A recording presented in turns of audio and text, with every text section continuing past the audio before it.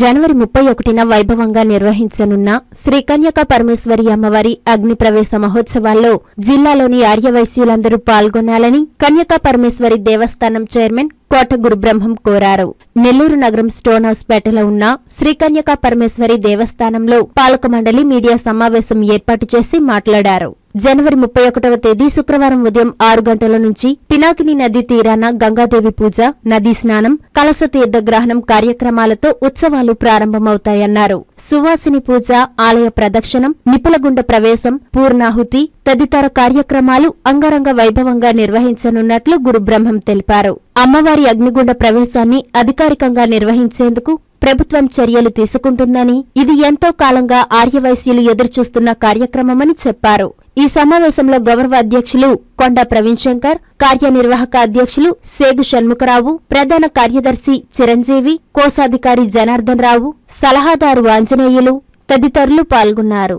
మన కూటమి ప్రభుత్వం అధికారంలోకి రాగానే మన ముఖ్యమంత్రి వర్యులు నారా చంద్రబాబు నాయుడు గారు, అట్లే ఉప ముఖ్యమంత్రి పవన్ కళ్యాణ్ గారు, అలాగే మన యువ నాయకుడు నారా లోకేష్ గారు మన కన్యకా పరమేశ్వరి అమ్మవారి ఆత్మార్పణ దినోత్సవాన్ని అయితేనేమి, శ్రీ పొట్టి శ్రీరాములు గారి ఆత్మార్పణ దినోత్సవం అయితేనే కానీ అధికారికంగా ప్రకటిస్తామని మేనిఫెస్టోలో కూడా పెట్టడం జరిగింది.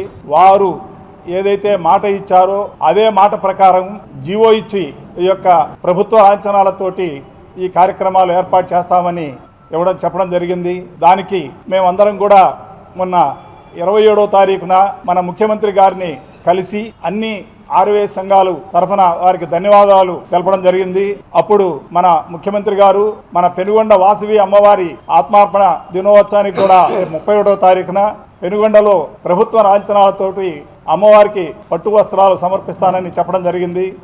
ఇది మన ఆర్యవైశ్యులందరికీ కూడా ఎంతో గర్వకారణం. అలాగే మన వ్యాపారస్తులు కూడా వ్యాపారాలు సజావుగా చేసుకునేందుకు మార్గం సుగమం చేస్తామని చెప్పడం జరిగింది. ఇది మన అందరి ఆర్యవైశ్యులకు ఎంతో మంచి పరిణామము. దీనికి మన ఆర్యవైశ్య కార్పొరేషన్ చైర్మన్ డూండి రాకేష్ గారి ఆధ్వర్యంలో రేపు మొన్న ముఖ్యమంత్రి గారిని కలవడం జరిగింది. దీనికి సహకరించినటువంటి మా పెద్దలు టీజీ వెంకటేష్ గారు అయితేనేమి, మన డూండి రాకేష్ గారు అయితేనేమి, అట్లాగే శ్రీరామ్ తాతయ్య గారు, అట్లా సోమశెట్టి వెంకటేశ్వర్లు గారు కూడా సహకారం ఎంతో ఉంది. దానికి మేమందరం కూడా వారందరికీ కూడా రుణపడి ఉంటాము. అట్లాగే మన మంత్రివర్యులు నారాయణ గారు అయితేనేమి, మన ఆనం రామనారాయణ రెడ్డి గారు మంత్రి గారు అయితేనేమి కానీ వారంతా సహకారం కూడా పూర్తిగా ఉంది. దానికి మన ఆర్యవైశ్యుల అందరి తరఫున అట్లాగే అన్ని కన్యకా పరమేశ్వరి దేవస్థానాల తరఫున వారికి ప్రత్యేక ధన్యవాదాలు తెలియపరుచుకుంటున్నాము. అట్లాగే రేపు 31వ తారీఖున శ్రీ కన్యకా పరమేశ్వరి అమ్మవారి అగ్ని ప్రవేశ మహోత్సవం రంగరంగ వైభవంగా జరుగుతూ ఉంది. ఆ రోజు ఉదయం 6 గంటల నుండి పినాకిని నదీ తీరం నందు గంగా పూజ మహోత్సవము, నదీ స్నానము, కలశ తీర్థము అన్నీ కూడా ఉంటాయి. అలాగే సాయంత్రం 4 గంటలకు కన్య పూజ ఉంటుంది. ఈ లోపల హోమాలు కూడా ఉంటాయి. అలాగే సాయంత్రం 4:30కు సుహాసిని పూజ, 5 గంటలకు అమ్మవారి ఆలయ ప్రదక్షిణములు, 6:30కు నిప్పులగుండ ప్రవేశము, 6:45 గంటలకి కన్యచే పూర్ణాహుతి సమర్పణ జరుగుతుంది. తర్వాత 102 గోత్రీకుల పూర్ణాహుతి సమర్పణ కూడా ఉంటుంది. కాబట్టి నెల్లూరులో ఉండే ఆర్యవైశ్యులు అందరూ కూడా ఆ రోజు కన్యకా పరమేశ్వరి గుడికి వచ్చి అమ్మవారిని దర్శించుకొని అమ్మవారి కృపా కటాక్షాలకు పాత్రలు కావాల్సిందిగా అందరికీ మనవి చేస్తున్నాం. నా పేరు సేగు షణ్ముఖరావు, ఆంధ్రప్రదేశ్ ఆర్యవైశ్య మహాసభ ప్రధాన కార్యదర్శి. జై వాసవి, జై జై వాసవి, శ్రీ వాసవి మాతాకు జై. ఈనాటి ఈ యొక్క ప్రెస్ మీట్కు ముఖ్య కారణం, మొన్నటి దినం 27/1 సోమవారం రోజున మన ముఖ్యమంత్రి వర్యులు గౌరవనీయులు పూజ్యులు నారా చంద్రబాబు నాయుడు గారిని కలవడం జరిగింది. మరి వారు ఎన్నికలకు ముందు ఏదైతే మా ఆర్యవైశ్యులని కోరికలని మేనిఫెస్టోలో పెట్టి వారు మేనిఫెస్టో ప్రకారం ఎన్నికలు పూర్తి అయిన తర్వాత మరి ఈ యొక్క కన్యకా పరమేశ్వరి దేవస్థానం అమ్మవారి ఆత్మార్పణ దినమును అధికారికంగా ప్రకటించడం జరిగినది.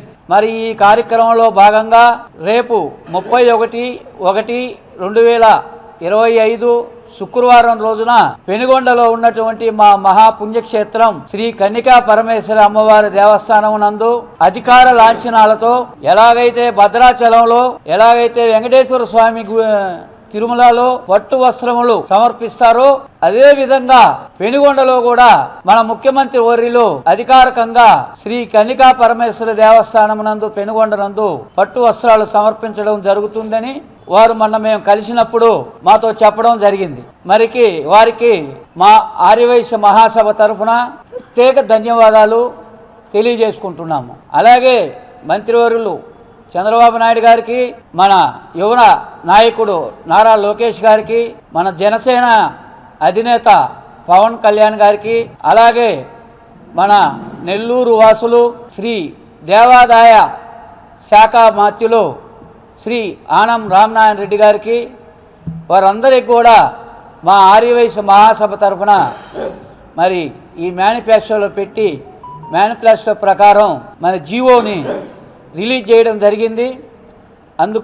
అందులో భాగంగా వాళ్ళందరికీ కూడా మేము ప్రత్యేక ధన్యవాదాలు తెలియజేసుకుంటున్నాము. మరి రేపు 31/1/2025న మరి నెల్లూరు పట్టణమే కాకుండా ఆంధ్ర రాష్ట్రంలో ఉన్నటువంటి అన్ని మండలాల్లో ఉన్నటువంటి శ్రీ కన్నికా పరమేశ్వరి దేవస్థానాలు అన్నింటిలో కూడా మా జిల్లా అధ్యక్షులకి, మా మండల అధ్యక్షులందరికీ కూడా నేను తెలియజేయడం ఏంటంటే, మీ జిల్లా కలెక్టర్ని కలిసి ఈ అధికార లాంఛనాలతో ఈ యొక్క కార్యక్రమాన్ని జరిపించాలని చెప్పి మా జిల్లా ఆర్యవైశ్య సంఘం అధ్యక్షుల్ని, మండల అధ్యక్షుల్ని అందరినీ కూడా పత్రికా మూలకంగా వాళ్ళందరికీ కూడా తెలియజేయడం జరుగుతుంది.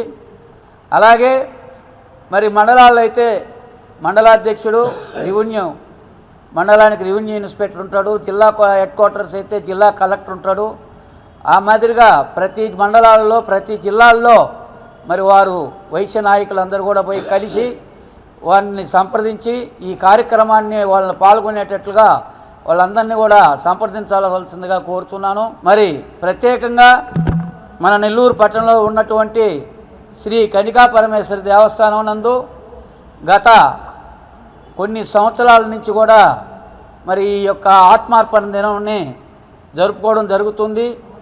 ఈ ఆత్మార్పణ దినం అమ్మవారికి ఆత్మార్పణ చేసిన రోజు అమ్మవారితోటి 102 గోత్రీకులు ఆమెతో ఈ యొక్క అగ్ని ప్రవేశం చేయడం జరిగింది. అందులో భాగంగా ఈ 102 గోత్రీకులు 102 కలశాలతోటి పెన్నా నది తీరానికి వెళ్ళి పెన్నా నదిలో కలశం తీసుకొని కలశంతో నేరుగా అమ్మవారి ఆలయమునకు ఇచ్చేసి ఇక్కడ అమ్మవారికి అభిషేకం చేయించడం జరుగుతుంది. మరి ఈ కార్యక్రమం మా నెల్లూరు కన్నికా పరమేశ్వరి దేవస్థానంలో ఉన్నటువంటి ప్రధాన అర్చకులు శివయ్య స్వామి గారు చేతుల మీదుగా ఈ యొక్క కార్యక్రమం జరుగుతుంది. అలాగే ఆ రోజు ఉదయం 8 గంటల నుంచి మధ్యాహ్నం 2 గంటల వరకు 5 హోమాలు అమ్మవారి శాంతి కోసం. ఆ రోజు అమ్మవారి ఆత్మార్పణ దినం కాబట్టి చాలా పవర్ఫుల్గా ఉంటుంది. అందువలన అమ్మవారు ఆ రోజు ఆ శాంతి స్వరూపం దాల్చేదానికోసంగా మొదట గణపతి హోమం, ఆ తర్వాత దుర్గా హోమం, నవగ్రహ హోమం, శ్రీసూక్త హోమం, రుద్ర హోమం, కన్నికా పరమేశ్వరి మూలమంత్ర హోమం, తదుపరి పూర్ణాహుతి. ఇవన్నీ కార్యక్రమాలు కూడా బద్వేలు నుంచి దీనికి ప్రత్యేకంగా స్వాములు వస్తారు. 10 మంది స్వాములు వచ్చి ఈ యొక్క హోమాలన్నీ కూడా దగ్గరుండి జరిపించడం జరుగుతుంది. భక్తులందరూ కూడా ఈ హోమంలో పాల్గొనాల్సిందిగా కూడా ఆర్యవైశ్యులు మాత్రమే ఈ హోమంలో పాల్గొనేదానికి అర్హులు. కాబట్టి ఆర్యవైశ్యులందరూ కూడా ఈ హోమంలో పాల్గొనదలిచిన వారు ముందుగా దేవస్థానానికి వచ్చి 10,116 రూపాయలు ఈ యొక్క హోమానికి పాల్గొనదలిచిన వారు రసీదు అమ్మవారి దేవస్థానంలో పొందవలసిందిగా కోరుతున్నాం. ప్రత్యేకంగా ఈ హోమం మనం చేయాలంటే, ఈ హోమాలు చేయాలంటే సింగిల్గా మనం ప్రోగ్రాం చేయాలంటే ₹1,00,000 ఖర్చు అవుతుంది. కానీ 10,116 రూపాయలకే ఈ ప్రోగ్రాన్ని అమ్మవారి దేవస్థానం నందు మేము జరిపించడం జరుగుతుంది. కాబట్టి భక్తులందరూ కూడా ఆర్యవైశ్యులైతేనేమి అమ్మవారు భక్తులైతేనేమి ప్రతి ఒక్కరు కూడా ఉదయం నుంచి సాయంత్రం 8-9 గంటల వరకు కూడా ఈ ప్రోగ్రాం జరుగుతుంది. అలాగే ఉదయాన్నే అమ్మవారి కోసం ఆ రోజు కనీసం 25 నుంచి 35 మంది భక్తులు ఉదయం నుంచి సాయంత్రం వరకు కూడా ఉపవాసం ఉండి సాయంత్రం 6 గంటలకి పెన్నా నది తీరానికి వెళ్ళి స్నానాలు చేసి మేళాలతోటి తప్పెట్లతోటి వారు ఈ యొక్క హోమం అగ్నిగుండం దగ్గరికి రావడం జరుగుతుంది. ఈ అగ్నిగుండంలో ఎవరైతే ఉదయం నుంచి సాయంత్రం వరకు ఉపవాసం ఉంటారో వారందరూ కూడా ఈ యొక్క అగ్నిగుండంలో దిగడం జరుగుతుంది. మరి ఆ అగ్నిగుండంలో ఎవరైతే పాల్గొనాలనుకుంటున్నారో వారందరూ కూడా దేవస్థానానికి వచ్చి వారి పేర్లు కూడా నమోదు చేసుకోవాల్సిందిగా కోరుచున్నాను. మరి ఇదే తరుణంలో ప్రతి ఒక్కరు కూడా సాయంత్రం 6 గంటల నుంచి ఈ యొక్క 9 గంటల వరకు జరిగే ప్రోగ్రాం, ఉదయం 8 నుంచి మధ్యాహ్నం 2 గంటల వరకు జరిగే ప్రోగ్రాంలన్నింటికి కూడా నెల్లూరు టౌన్లో ఉన్నటువంటి భక్తులందరూ కూడా విచ్చేసి అమ్మవారి తీర్థప్రసాదములు పొంది అమ్మవారి కృపా కటాక్షములు పొందవలసిందిగా కోరుకుంటూ వారందరికీ కూడా నేను ప్రత్యేకంగా మనవి చేసుకుంటున్నాను. మన చైర్మన్ అయినటువంటి కోట గురుబ్రహ్మం గారు ఉభయకర్తగా వ్యవహరిస్తున్నారు. వారికి కూడా ఈ ఉభయకర్తగా ఇంతకుముందు దాసా సురేష్ గారు ఉన్నారు. వారు కారణం చెందడంతో ఈ ఉభయం వచ్చేసి కోట గురుబ్రహ్మం గారు తీసుకోవడం జరిగింది. ఆ రోజు ఉభయకర్తగా కోట గురుబ్రహ్మం గారు నిర్వర్తిస్తారు. వారికి కూడా నేను ప్రత్యేక ధన్యవాదాలు తెలియజేసుకుంటాను. క్షేత్రంలో కుసుమశెట్టి దంపతులకు జన్మించింది వాసవి కన్యకా పరమేశ్వరి. అక్కడ విష్ణుభద్ర మహారాజు రాజమండ్రిని పాలిస్తుండేవాడు. అది రాజమహేంద్రవరం ఒకనొకప్పుడు. ఇప్పుడు రాజమండ్రి అయింది. ఆ రాజమహేంద్రవరంలో రాజు కప్పం కట్టుకుంటూ ఏ కుసుమశెట్టి అక్కడ ఆ ప్రాంతాన్ని పాలిస్తుండేవాడు. ఆ పాలిస్తున్నప్పుడు అప్పుడు రాజుగారు పోతూ ఆ గ్రామంలో వస్తుంటూ ఈ కన్యకా పరమేశ్వరి తోటలు ఆడుకుంటూ ఉంటుంది. ఆమెను చూసి వరించబడతాడు. అప్పుడు ఈ యొక్క రాజుగారు దూతల ద్వారా అక్కడ కన్యకా పరమేశ్వరిని వివాహం చేసుకుంటానని దూత పంపిస్తాడు. ఆ పంపించినప్పుడు వీళ్ళు 6 వయసులో ఒకటయ్యి మీరు చేసుకోవడానికి లేదు, మీరు వేరే మేమే కొలుస్తాము, మీరు చేసుకోవడానికి లేదని చెప్తారు. కొంతమంది 6 వయసులు మట్టుకు చేయాల్సిన పట్టుబట్టి అప్పుడు అమ్మాయికి వాసవి అమ్మవారికి వివాహం నిశ్చయం చేస్తారు.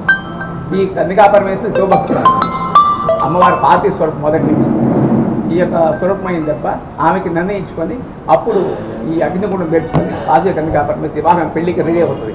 వివాహం అగ్నిగుండం పేర్చుకుని అగ్నిగుండంలో దూకేస్తారు. ఆమెతో పాటే ఈ 102 గోత్రీకులు కూడా 22 గోత్రులు గోతాలు కట్టుకొని హోమగుండాలు కట్టుకొని వాళ్ళు కూడా అగ్ని ప్రవేశం చేస్తారు.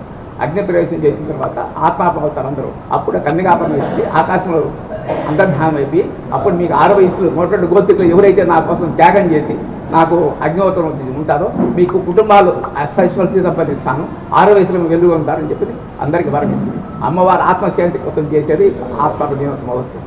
ఇది దేశం మొత్తం చేస్తారు. వాసవి కన్యకా పరమేశ్వరి ఆత్మోత్సవం రేపు మాఘశుద్ధ విధి రోజు జరుగుతుంది. ప్రతి ఒక్కరు నిప్పులు గుండం కార్యక్రమం ఉంటుంది. ఉదయం వచ్చేసి ఉదయం పన్నాన్ని తీర్థం తీసుకొచ్చి 102 కలశాలు తీర్థం తీసుకొచ్చి అక్కడ అమ్మవారి దర్పదర్శనం మీద అభిషేకం చేస్తాము. అభిషేకం అయిపోయిన తర్వాత యాగశాలలో హోమాలు ఉంటాయి. గణపతి హోమం, నవగ్రహ హోమం, సోదరు మహాలక్ష్మి హోమం, రుద్రహోమం అన్నీ ఉంటాయి. ఈ హోమాలు అయిపోయిన మధ్యాహ్నం పూర్ణావతి అయిపోయింది 1 గంటకి. అది అయిపోయిన తర్వాత 3 గంటలకి అమ్మవారికి సువాసిని పూజ ఉంటుంది.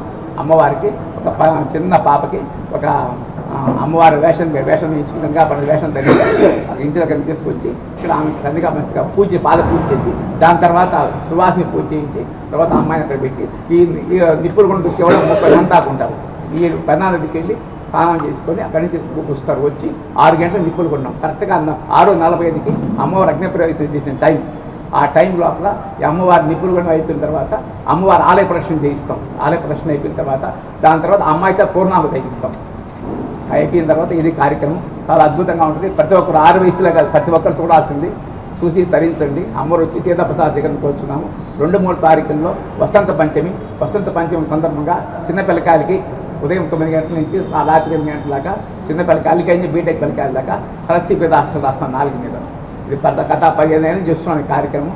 ప్రతి ఒక్కరూ వచ్చి రాయించుకోవాల్సిందిగా కోరుచున్నాం. 13 సంవత్సరాల జూనియర్ కాలేజ్ ప్రయాణంలో విశ్వసాయి మరో మైలురాయి. విశ్వసాయి జూనియర్ కాలేజ్ వారి మరో నూతన బ్రాంచ్ రమేష్ రెడ్డి నగర్ నందు 2024-25 అకాడమిక్ సంవత్సరం నుంచి ప్రారంభమవుటకు సిద్ధంగా ఉంది. అన్నమయ్య సర్కిల్, టోనోస్పేట్, ధనలక్ష్మీపురం ఇలా నెల్లూరు నలుమూలలా ఇంతకు ముందే బ్రాంచీలు కలిగిన విశ్వసాయి జూనియర్ కాలేజ్ ఇప్పుడు మరో నూతన బ్రాంచ్ రమేష్ రెడ్డి నగర్ లో కేవలం 13 సంవత్సరాల వ్యవధిలో అనేక బ్రాంచీలు స్థాపించడమే కాకుండా 1000కి పైగా మెడికల్ సీట్లు, మరెన్నో ఐఐటి, ఎన్ఐటి సీట్లు ప్రతి సంవత్సరం పొందుతూ ఎప్పటికప్పుడు పిల్లల భవిష్యత్తుని, తల్లిదండ్రుల నమ్మకాన్ని నిలబెడుతూ ఉన్న విద్యా సంస్థ విశ్వసాయి జూనియర్ కాలేజెస్, నెల్లూరు, తిరుపతి.